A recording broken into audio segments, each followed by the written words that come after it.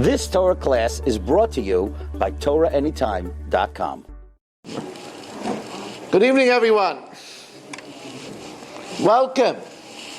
Thank you for coming and joining us this evening for the learning of Torah Hashem, Be'ezras Hashem Yisbarach. As always, we begin B'Rishus Tamar Da'asra, Harav Landau, with continued appreciation to all of you for coming and making the share possible. And tonight we have two sponsors. We're sponsored anonymously in loving memory of a very, very, very special woman that I knew very fondly, Chiana Miriam Basarav Eliyahu Moshe, Zichrona L'Vracha, Zchusa Yogan Aleinu. She should have a lichtige Gan Eden. She should be a Militzis Yosher for her wonderful family, for all of us and all of Klal Yisrael. The shir is also sponsored by my wonderful Talmud, Tzvi Grossman, and the entire Grossman family in loving memory of David ben Menachem Munish. His neshama should have an aliyah as they head towards the Shloshim. He should be a Melitz Yosher for his family, for all of us and all of Klal Yisrael. And the Refuah Shalema for my Rebbetzin, Miriam Liba Bas Devora. She should have a Refuah Shalema B'Seich Shar Chila Yisrael. We interrupt our normal program of learning the Parsha in order to speak about and prepare for the Hagada Shel Pesach, and we do so saying Baruch Shechiyanu V'Kiyamanu V'Giyanu Lazman Hazeh, to once again speak about the Haggadah for Shnas Tafshin Ayin Zayin Haba Aleinu L'Tova. It says in the Haggadah, Mitchila hayu oivdei avodah zara hayu avoseinu. Initially, our ancestors were idolaters. Right? The Haggadah goes on to say that this is referring to Terach, the father of Abraham, who was an idol worshiper. Now, this is a formula in the Haggadah which is introduced in the Gemara at the end of Masechtas Psachim on Daf Kuf Ter Zayin Amud Aleph. There the Gemara tells us, Maschil b'genus u'misayim b'shvach. The formula, the format for the Haggadah is to start with our disgrace and end with our praise.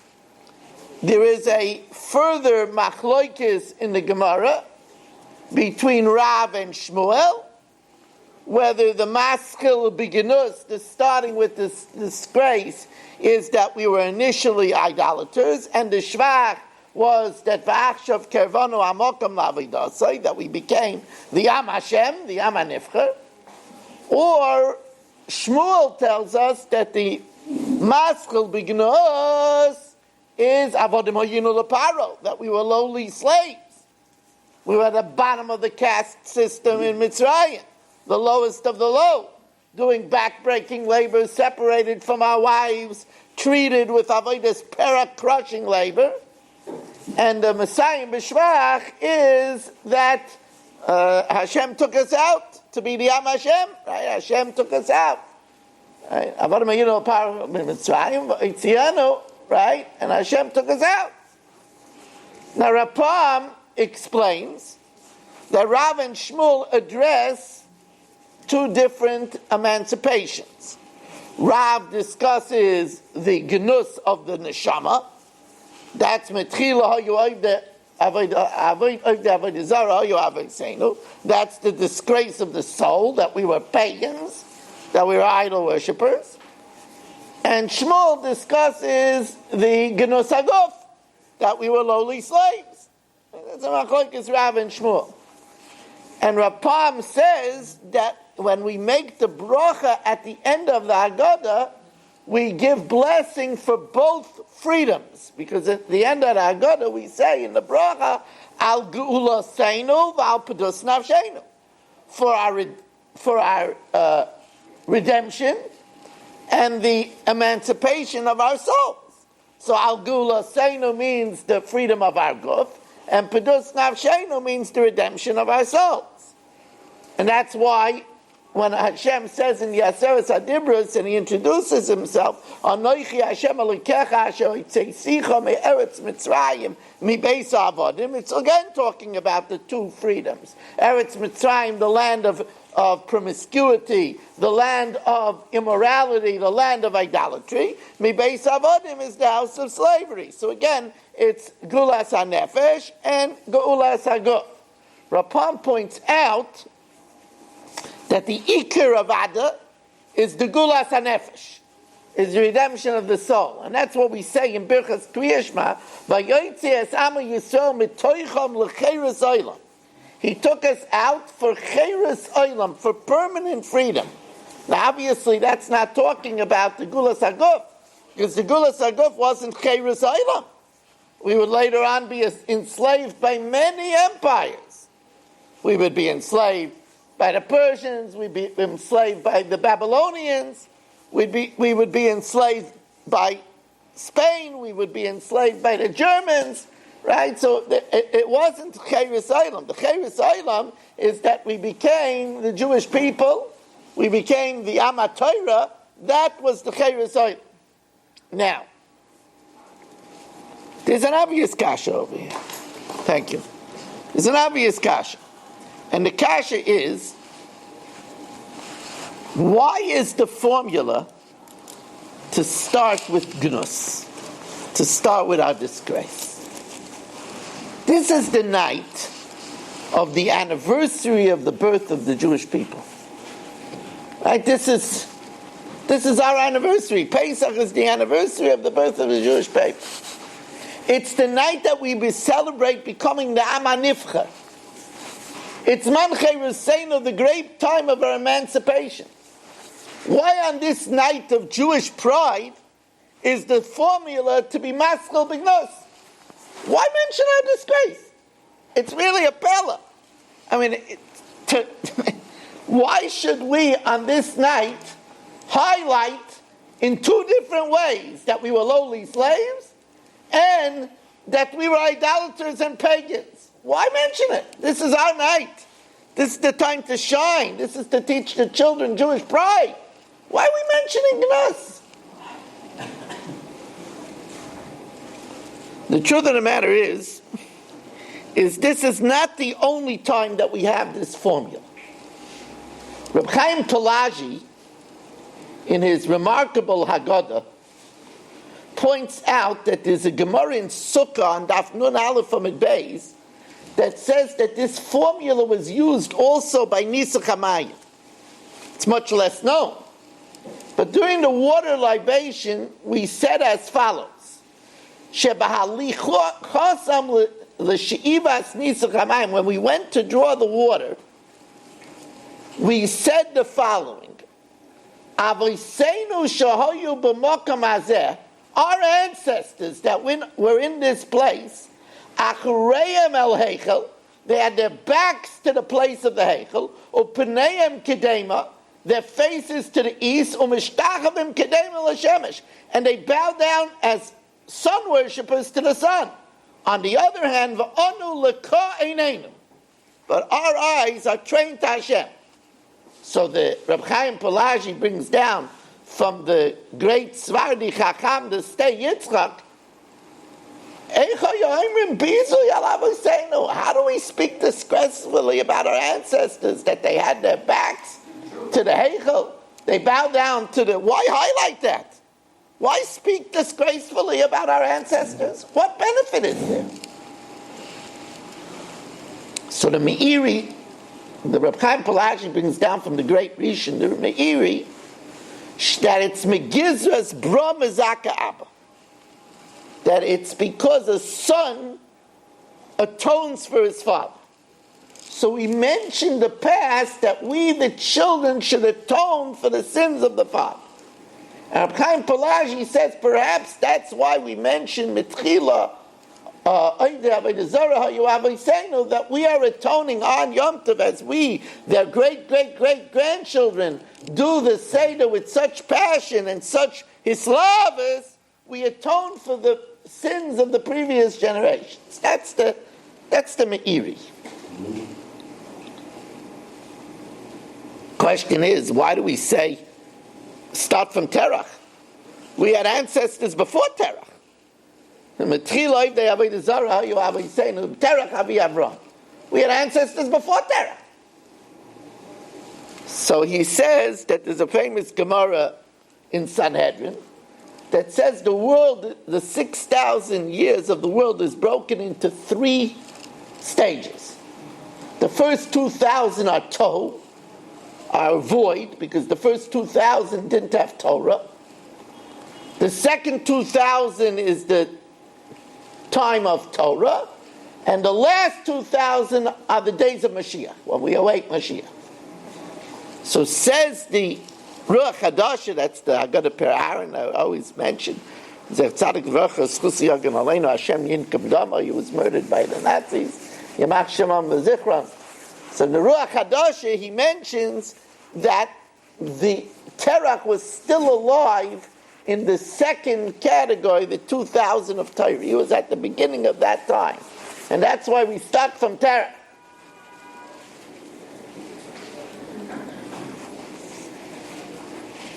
In the wonderful Haggadah that my good friend Aryeh Mezeh and Judaica Press put out this year from the Mirror Rosh Yeshivas. So over there, it says that the formula of Maschil B'Gnus U'Mesayim B'Shvach, and it's from the Rosh Yeshiva, Rabbi Ephraim Mordechai Ginsburg, Rabbi Ephraim Mordechai Ginsburg says that in order to appreciate something, you have to see the contrast. In order to really appreciate something, then you have to see the contrast. So for example, that's one of the reasons why in the morning we make a bracha Shelo Yasani Goy instead of making a bracha She'asani Yisrael. We make a bracha Pekeach Ivrim instead of making a bracha that I can't see. Why don't you say Baruch Ata Hashem Elkeinu Melech Haolam I can see? Why do we mention he opens the eyes of the blind? Why do I say that I'm not a guy? Because by saying I'm not a guy, I appreciate from the context I could have been a guy whose whole life was to go to the bar, whose whole life was to go to the weight room. No hope for an afterlife. No, that's his whole life amounts to a cheeseburger and a beer. Right? So, Baruch Atah Hashem, Elokeinu Melech Haolam go from the contrast. I appreciate what it means to be a Yid. To understand what we celebrate, we have to see the contrast. I could have been a pagan, worshipping sticks and stones. I could have been a lowly slave. So by being Maschil B'Gnus, we appreciate much more the Shvach. That's what Rav Ginsburg says. It's interesting that there are 2 Rishonim, the Pirush HaKadmon and the Rashbatz, that both say that the Metchila of the Avodah Zarah you have saying was a follow-up to the Rosh Mahu. And it's a question, how could it be that in a Yiddish shtub there's a Rosh? And throughout the years, I pointed out many times that if you look at pictorial Haggadahs, there's always pictures of the Rosh. Throughout the generations, the Rosh looks different. Right? In some generations, the Rosh had a knife in his hand. Some generations, the Rosh had a beer in his hand and a cigarette. Another generation, the Rosh is dressed not stick. And all the pictorial Haggadahs have different pictures of the Rosh. Where comes a Rosh to a Yiddish shtub? And the Rashbatz and the Pirush HaKadmon says it's because in our genes there's still Metchiloi de Avodah Zarah Yavaseinu. That's what the Rashbatz and the Pirush HaKadmon learn. But I want to introduce a different yesod for the formula of Maschil B'Gnus. And I don't know if I mentioned that the share this week, besides being, of course, broadcasted on TorahAnytime.com and on Kol Lashon and on Torah Insights by Daladaf, and of course to my wonderful subscribers and all of you here. We're joined today, Denver-based SheerEnjoyment.com, welcome to you as well. The formula that I would like to suggest is as follows.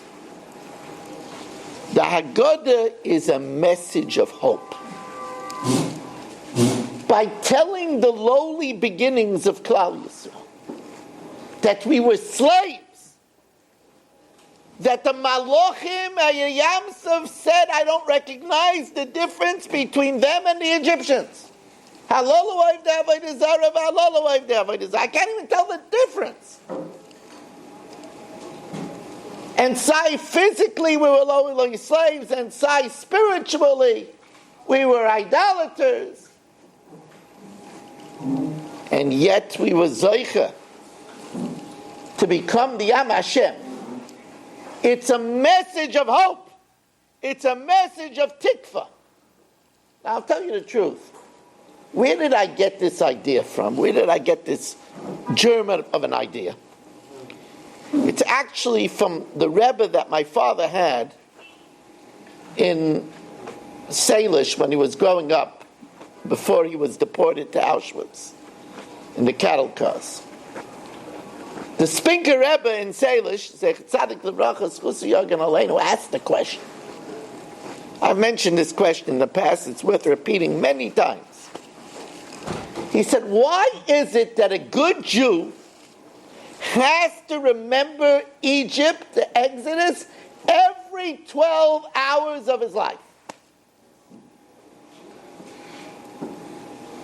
Isn't that a remarkable thing?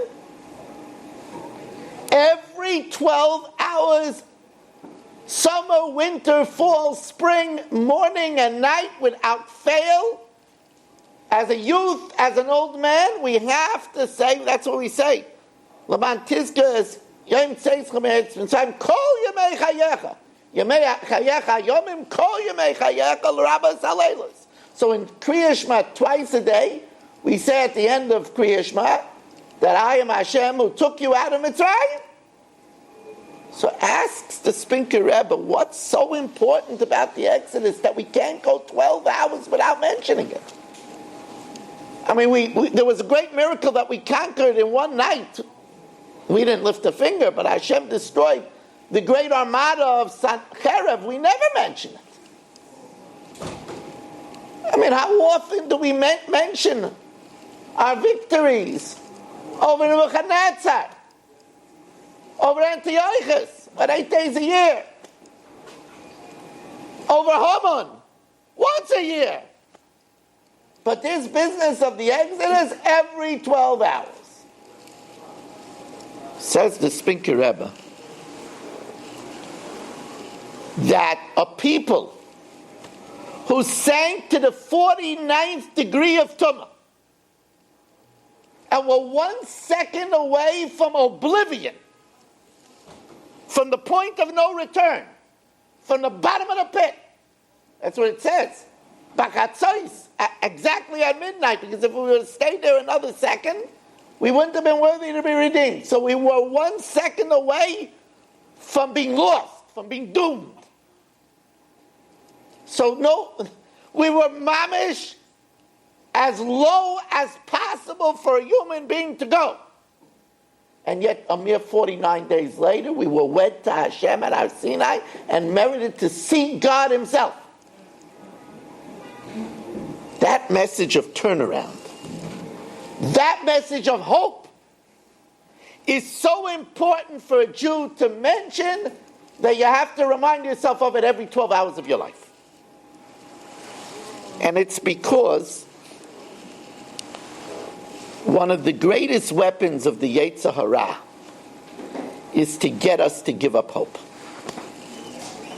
That's one of the greatest weapons of the Yetzer Hara.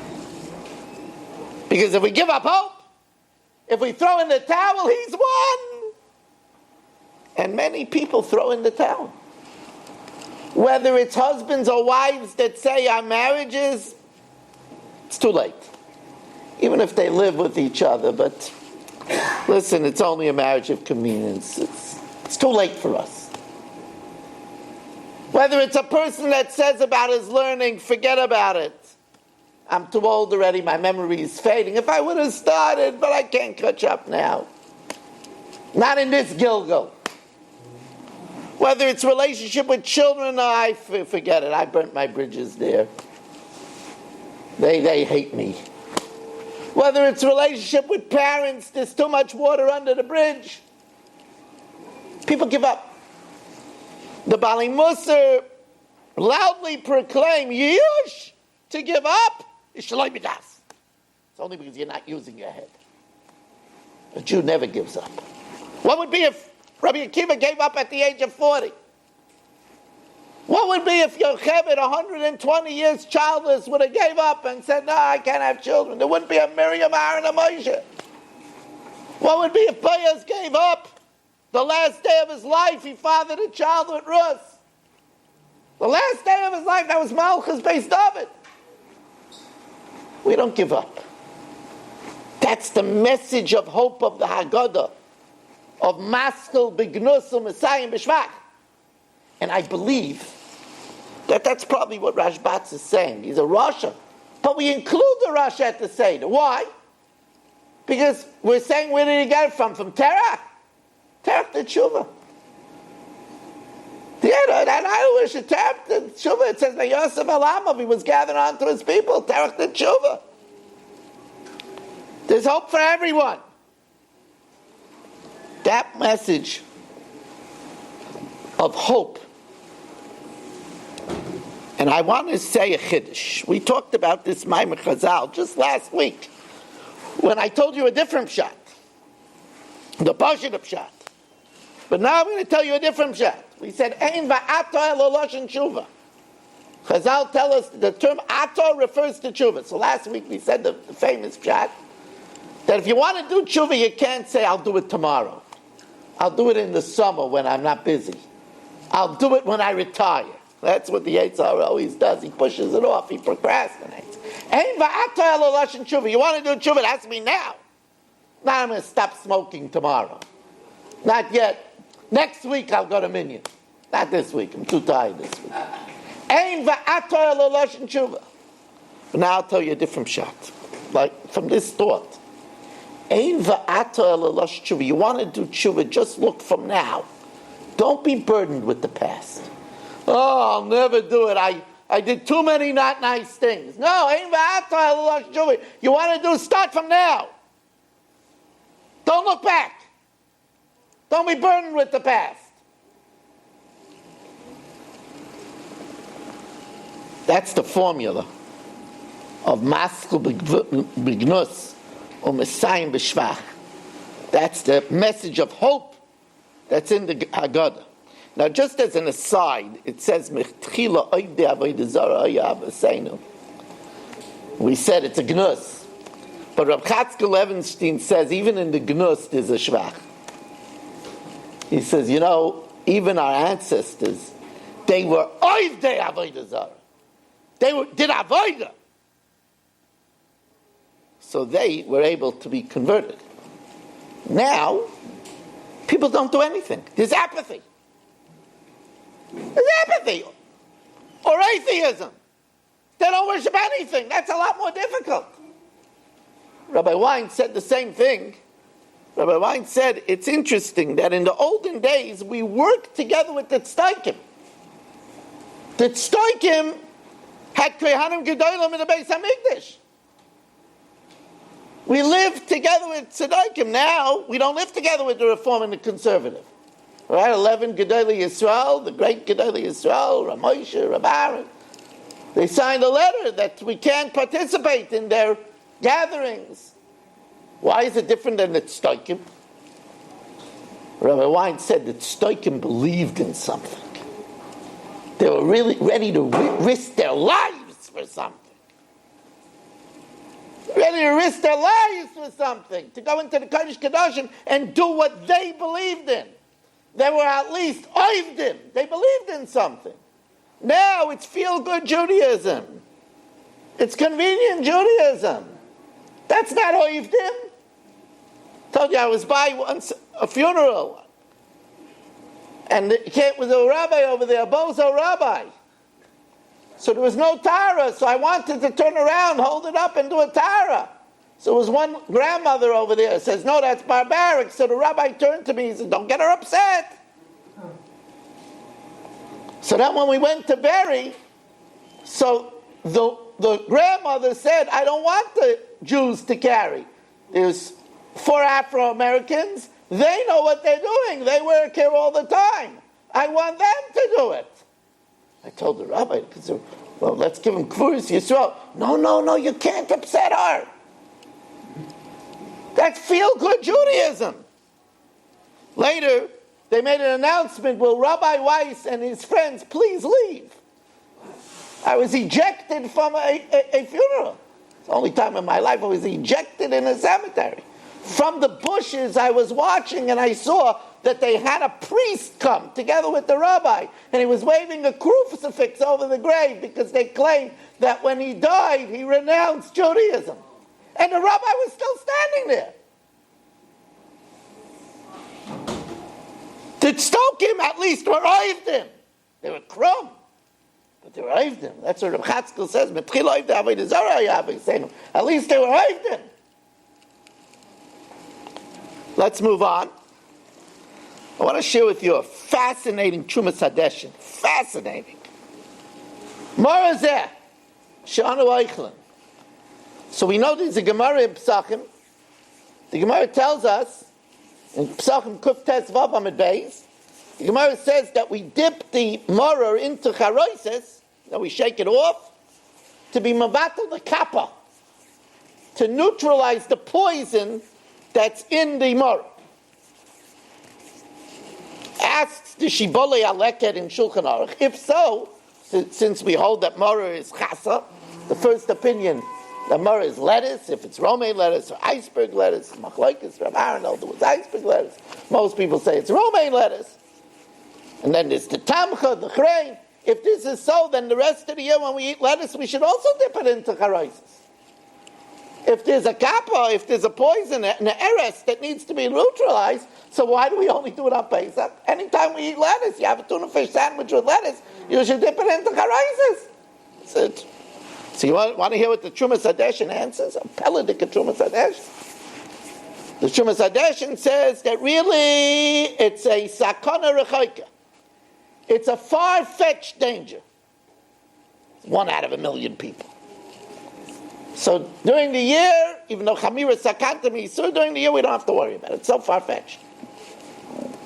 But on Pesach, says the Trumas Hadeshin, when it's a mitzvah, if somebody should get poisoned on Pesach from the maror, that would result in a chilul Hashem, that people will say, look, he ate maror and he got poisoned.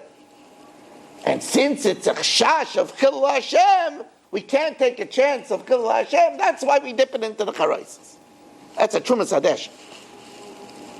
Now the Chashukei Chemet says on this, so you could understand how careful we have to be when we do mitzvahs not to make a chilul Hashem. We have to be careful that we come to a minyan, we don't honk in the middle of the night at 11:15 to get up a spot. Because then people say, look, they're going to pray and they're waking up the whole block. And we have to be careful that when we go shop for Yom Tov, we go to a store and there's a guy in front of us and we say, you're going to charge me tax? And the guy hears that, and we're buying the covered Yom Tov. People will say, oh, here's a person who buys the covered Yom Tov, he make a chilul Hashem. The Bachrim, they go to Walmart and they're buying stuff for Yom Tov, and they get into the handicapped chairs and they have a race in Walmart. And then a handicapped guy comes in and she sees the boys are having a race with her wheelchair. Have to be careful not to make a chilul Hashem.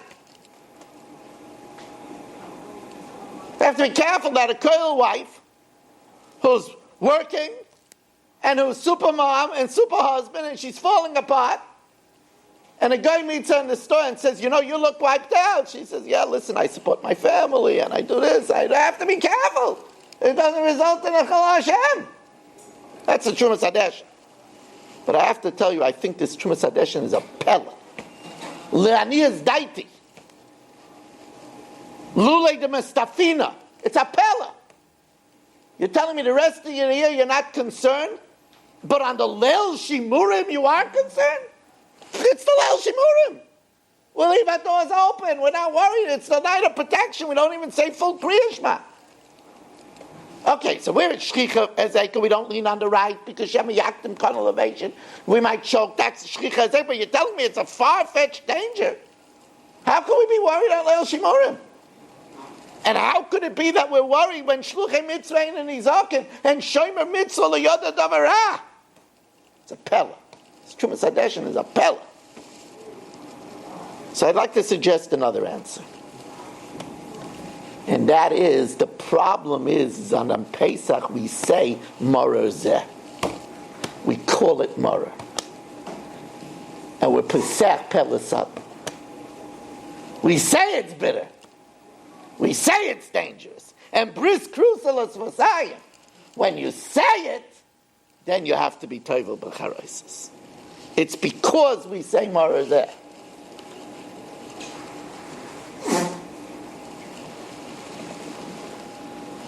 By the way, a few little tidbits along the way.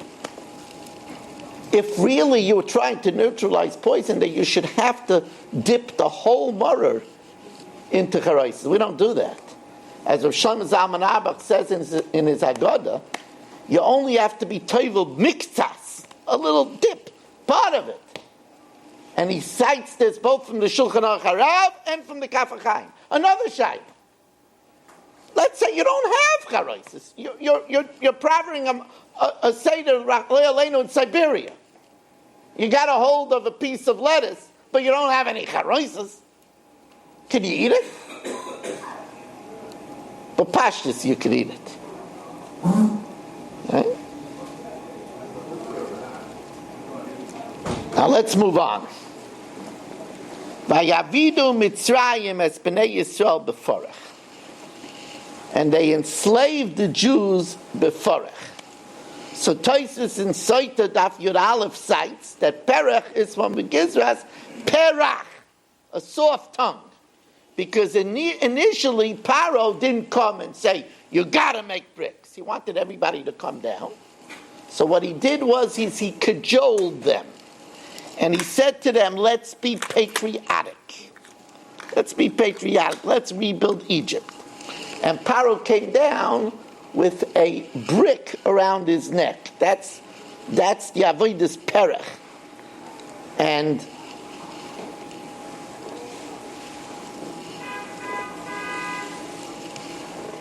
the truth of the matter is that it says in the Medrash, and then when someone said, "I'm too delicate. I never worked in the field. I'm too delicate. I never went outside. I'm a homebody. I'm sensitive. I have sensitive skin. I can't stand on my feet." So they said, "Are you more delicate than Paro?" Paro was a Messiah. He went around with a brick around his neck. Lahavdil, just like this Koyach HaTumah in the world, this Koyach HaKedusha. Our Gedolim are mechayev us in the same way. They remember that when Rav David Povarsky, the Reshiva of Panovich, gave shir when he was ill, he used to give shir sitting with an oxygen mask. And he would put it on, then take it off and say a pshat, put it on again, then take it off. That's how he said shir. He said shir with an oxygen mask. You know how that's mechayev people who aren't learning? They're not feeling up to it. Or what about Rav Finkel, the great Rosh Shiva of Mir, Zechat Tzaddik Livracha, who not only gave unbelievable shiurim, but maintained the yeshiva of thousands while he couldn't keep still from Parkinson's? How he was mechayev people. You have to know it's not just the great Rosh Yeshivas. We have to be mechayev our children. I remember that my oldest son Nehemiah told me, Tati, as we grew up, we understood the importance of Torah when we saw there were 2.5 feet of snow on the ground. No one went out of his house. and they came and they picked you up with a Hummer and took you to Borough Park to say to Daf Yomi, you told us that there was only one lane open on the bridge and no one was on the bridge. And we remembered that Torah never stops. That's the way to be mechayev your children. You come home and you're wiped out. But you force open your eyes to be Mavasedra. That's mechayev the children. Just like Paro wearing a brick is mechayev, was mechayev the Bnei Yisrael. L'havdil elef alfi alofim, that's the way to be mechayev children. I remember we had a man in our shul. He was in his 90s. And he came very frail to shul to say Kaddish. I remember he said he was saying Kaddish for his father for 81 years. But that's mechayev a person to come to shul. You see a 90-year-old come to shul, his name was Mr. Kleiner, his neshama should have an aliyah. Now Rabbi say, this is also the reason why we eat chazeres for Mara. You know, chazeres is, chasa is the first item. There's 5 items mentioned in Mara. The first one is chasa, that's chazeres. That's why lettuce is the first choice. It's only if a person has a worry about bugs, so then they use tamcha, which is the chrein. Now, why do we use lettuce? Lettuce is not bitter. So one of the reasons is in our Aramaic it's called chasel, shechos rachman alon, that Hashem had mercy on us. But the other reason is because it's tchilos and raka v'soifon kosher, which means that if you cut it off the ground on time, it remains soft. But if you leave it in the ground, it becomes very hard. And that's a reminder how Paro was. Initially it was soft, and then it was very hard. You made this amount of bricks the first day. Tomorrow, if you don't make that amount of bricks, we take one of your children instead and put them in the walls. So it's chilas and raka v'soif and kosher.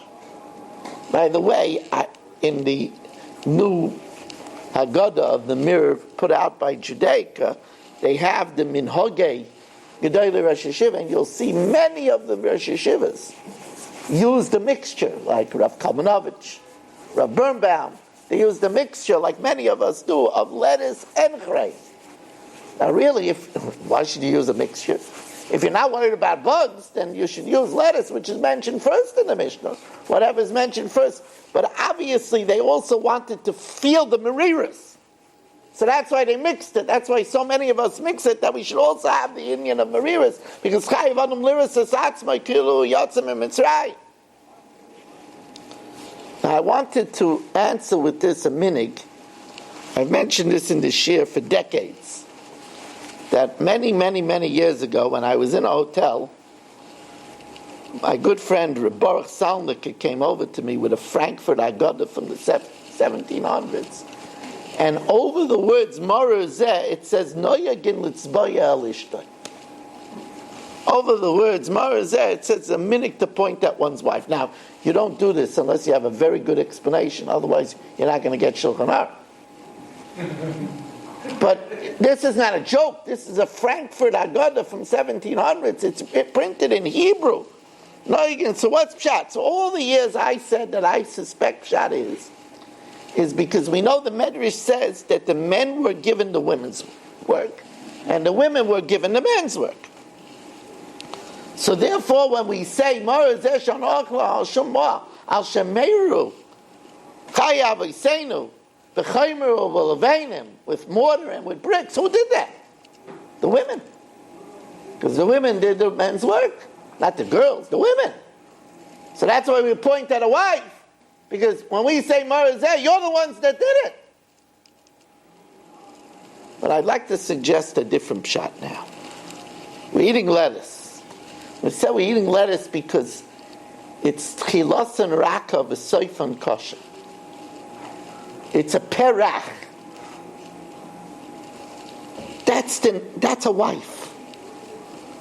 A wife initially will be soft. She'll be tender. But if you keep her in the ground, you don't elevate her, you don't praise her, then soif and kosher. Then at the end she's going to become very tough, very hard. That's the way a woman is. A woman responds if you show her respect, like we pledge in the Ksuva, Ana Eflach V'Oikir. If we cherish her, then she'll be the way Hashem says Hashem made a woman with a perach. With a special, that's why a woman is given a different voice, a soft voice, to coo to the children and to be tender to her husband. That's a woman, Morzeh. Tchilos and Raka, V'Soifan Kasha, but if you leave her in the ground too long, and you treat her, and you stamp on her, and you leave her in the dirt, and you don't elevate her, and you don't praise her, and you take her for granted, then at the end, Soifan Kasha, it's a tremendous lesson. Vayavidu b'nei Yisrael es Mitzrayim b'ferach.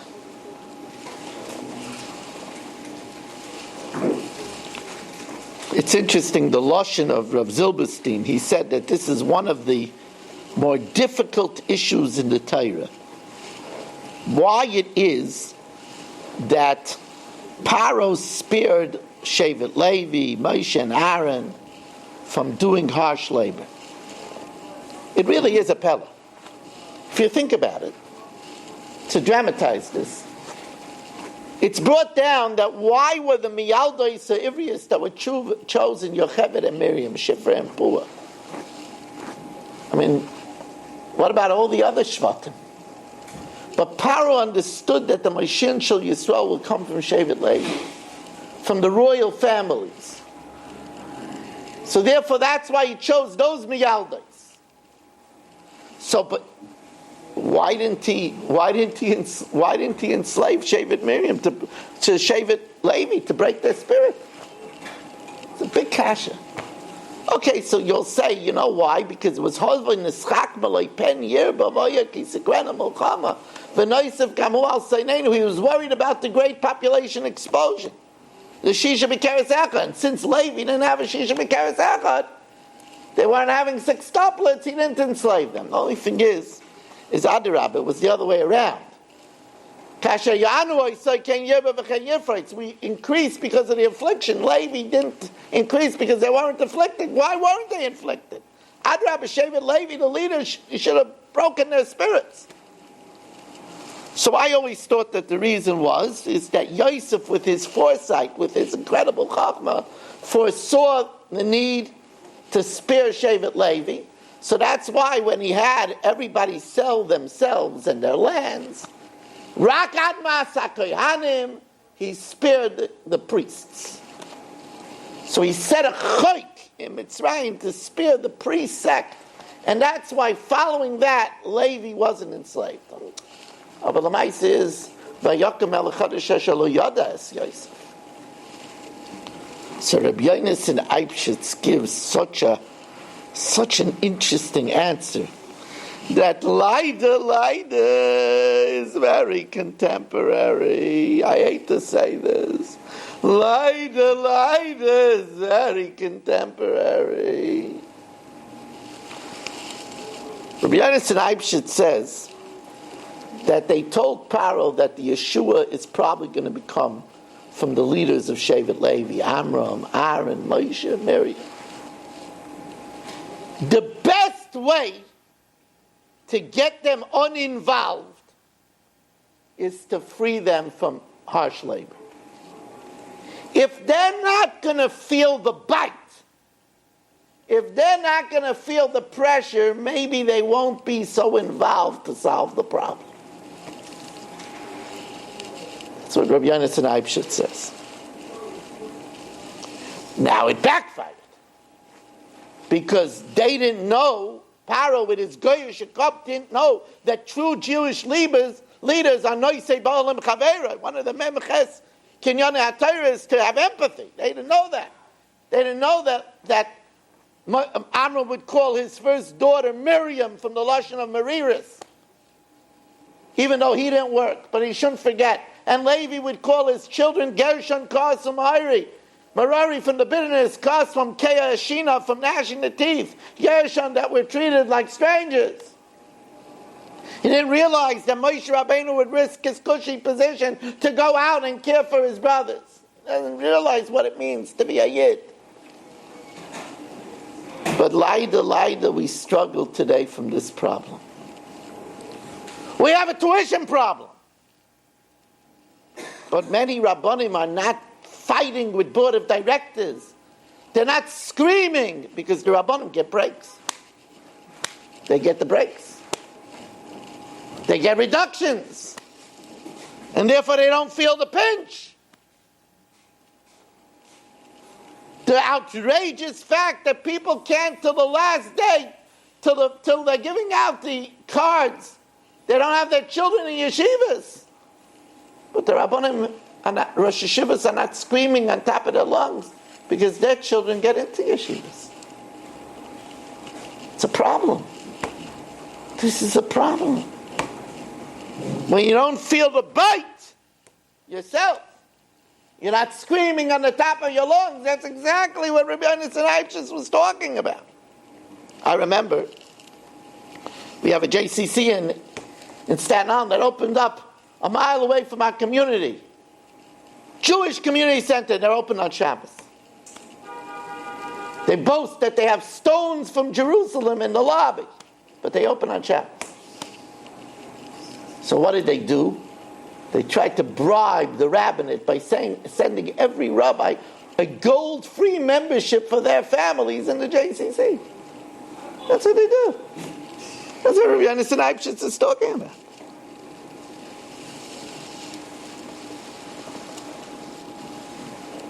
I told them they could keep their membership.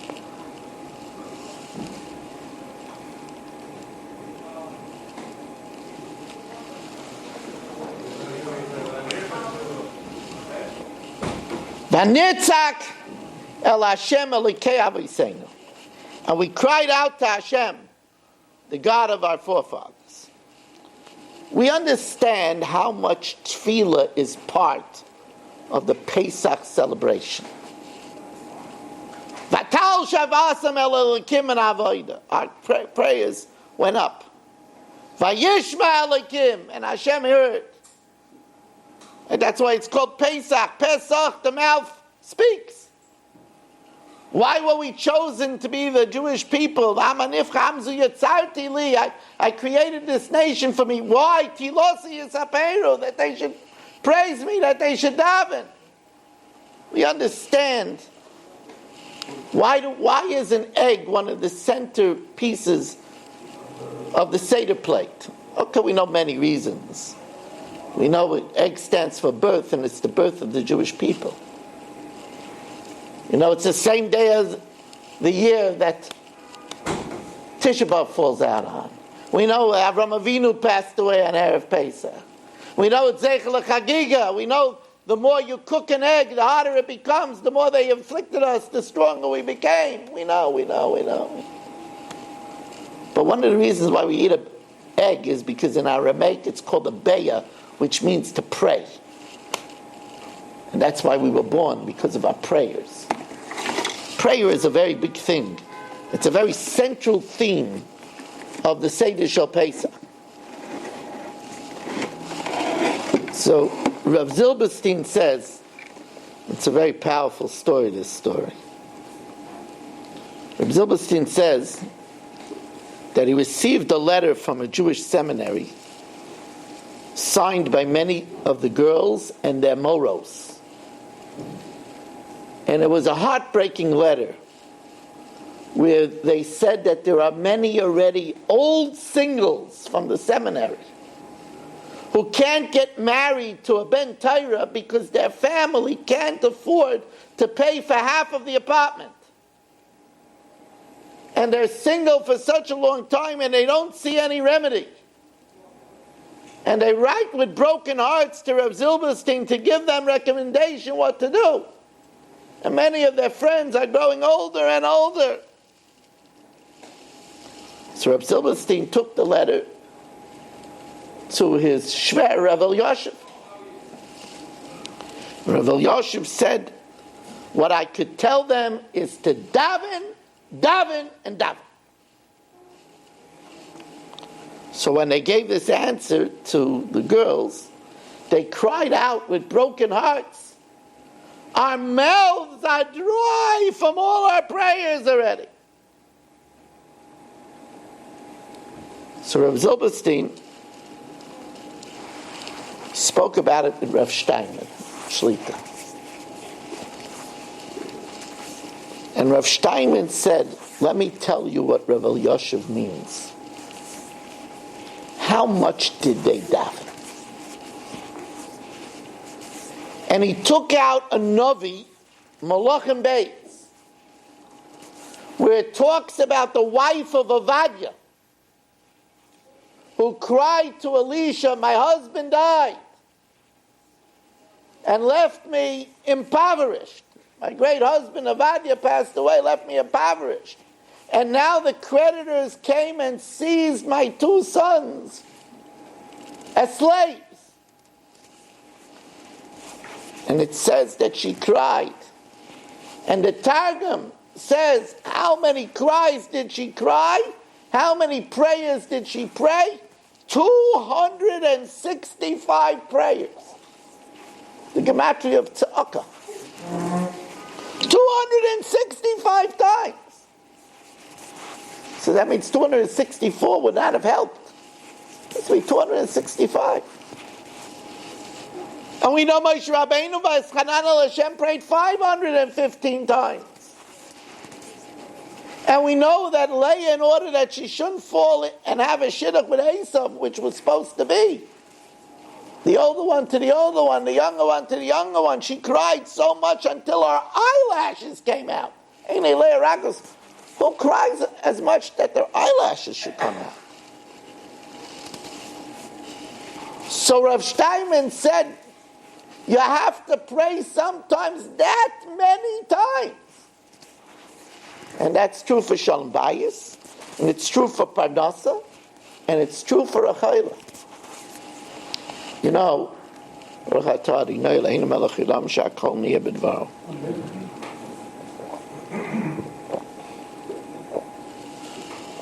and as an aside, I want to thank the 5 families that took it to heart what I said last week, that because this shir is being offered on so many public forums for free, people are stopping to subscribe and it affects my parnasa. So I'd like to thank the 5 people that stepped forward and the 2 that are sponsoring this week to sponsor a share for $300, or to be a postal sponsor for $360 to offset that. And I ask you, whether you're listening to Lashon regularly or watching on TorahAnytime.com or by any other medium or like ShareEnjoyment.com, the best way is to subscribe and get a CD from over 30 years of Shiurim. It's $312 for the year. Get a CD every week, 718-916-3100, rmmwsi at AOL.com. You could text me also at 718-916-3100, or to dedicate a share for $300, which goes all over the world, 90 countries, 718-916-3100. Rav Shach mentions that people don't really believe that Hashem is listening to them, that their prayers help. He says the proof is that people hear about people that are sick and they don't pray for them. Some do, but many don't. Why? Because they say, look, I'm an Adam Pashit. I don't have clout. I don't have pull. He tells over a story from Rabbi Dr. Breyer. There was a very sick person in the hospital. His son was Mekarev college students. And the doctors basically threw up their hands. They didn't know what to do with the father. So he went to the Kaisel, he gathered these college students who were not religious yet. And he said, please join me in Psalms for my father. And after that, the father got better quickly. These are people that are not even religious. We have to know how effective our prayers are. Prayer is a very big tool for Yidden. I ask everybody collectively, my wife is in pain, she's sick, to have a mind and daven for Miriam Liba Bas Devora. She have a refuah shalema b'sech shachali Yisrael.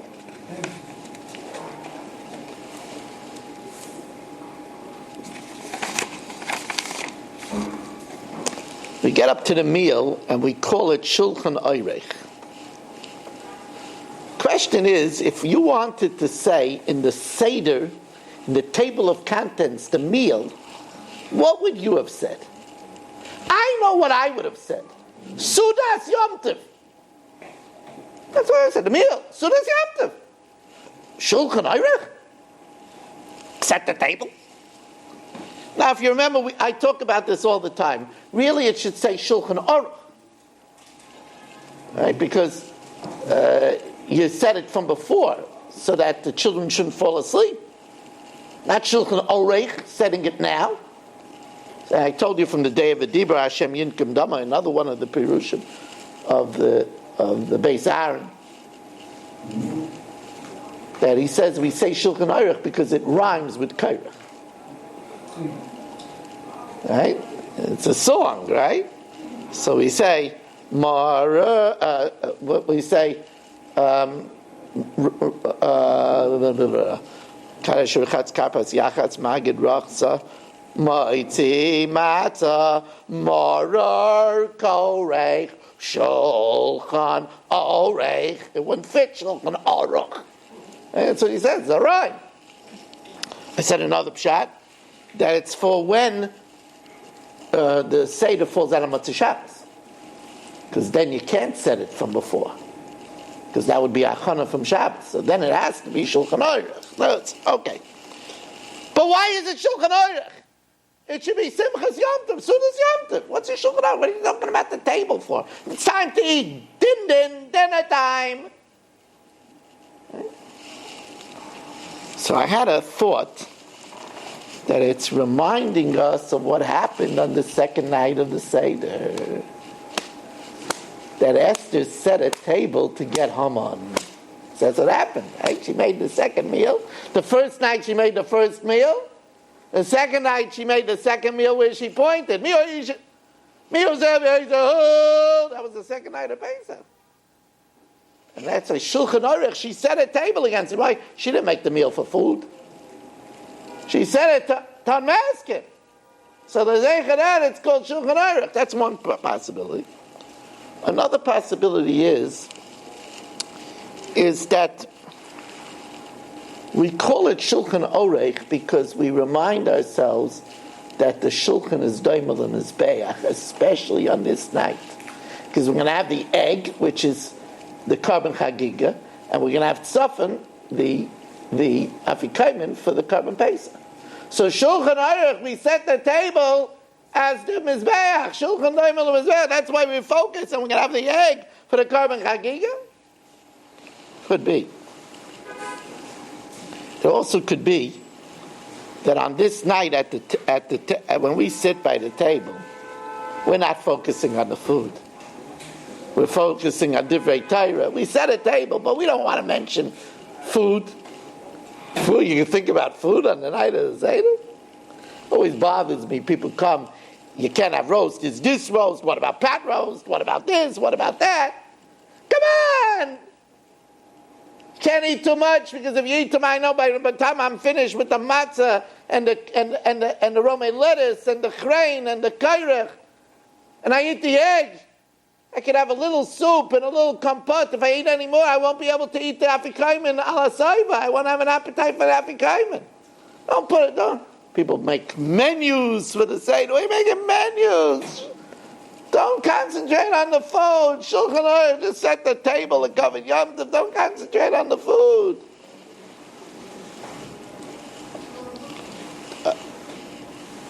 A Yom Tov table story.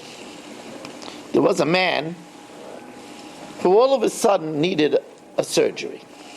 He needed to have something cut off. When he went there, the doctors examined him and he says he needs another surgery. After the second surgery, they found a spot. He needed a third surgery. After a while, the father was going to 5, 6 surgeries. They said, what is this? The father, be careful, please. What are you doing? No, don't do anything over there. Okay, I'm going to need the plug for the machine in a few minutes. Okay, the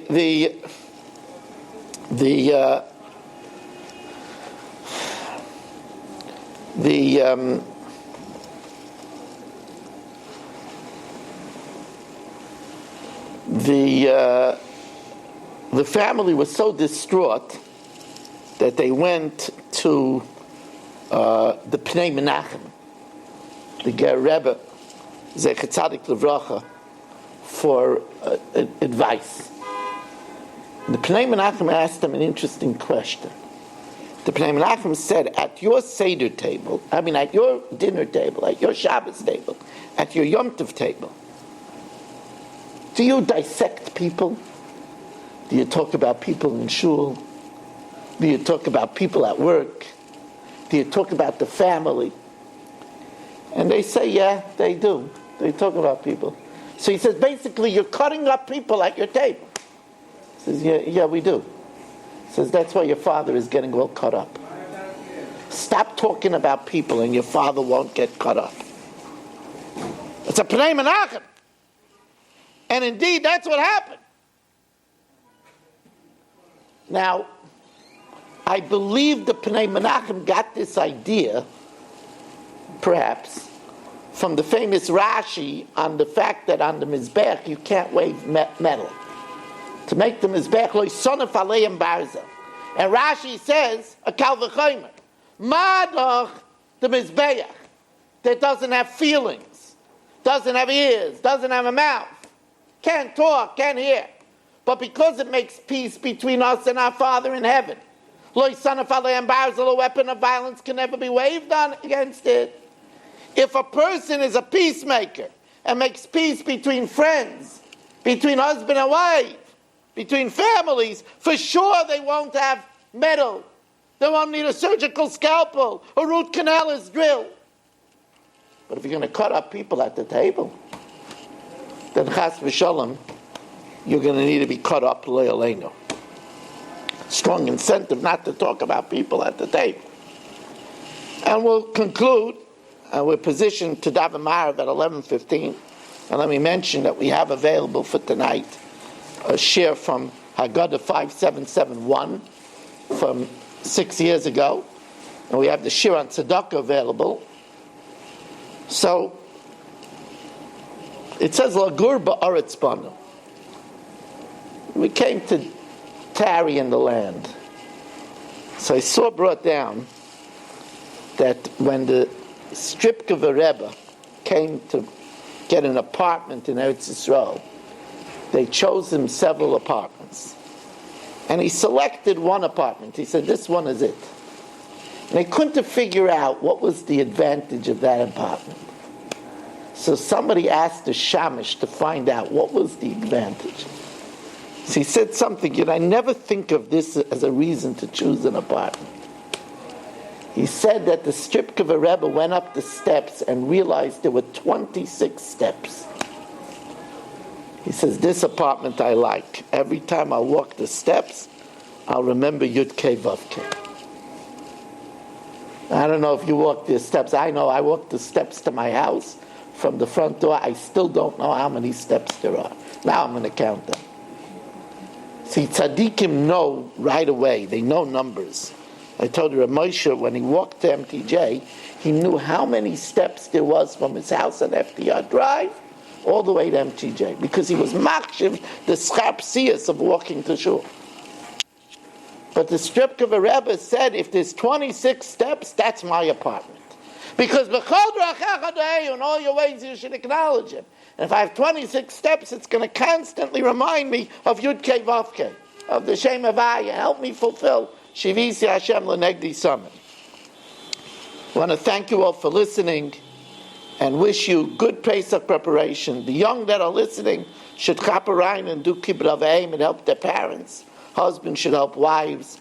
Wives should be calm and be nice even during this tense time to their husbands and vice versa. Chanani v'nekasha amar, Rotza HaKadosh Baruch Hu, l'zaka yises Yisrael, l'fika chirbalem Torah mitzvahs, shenema adinoi chafetz, l'man tzidka yagdul Torah v'yadir. You've just experienced another Torah class brought to you by TorahAnytime.com.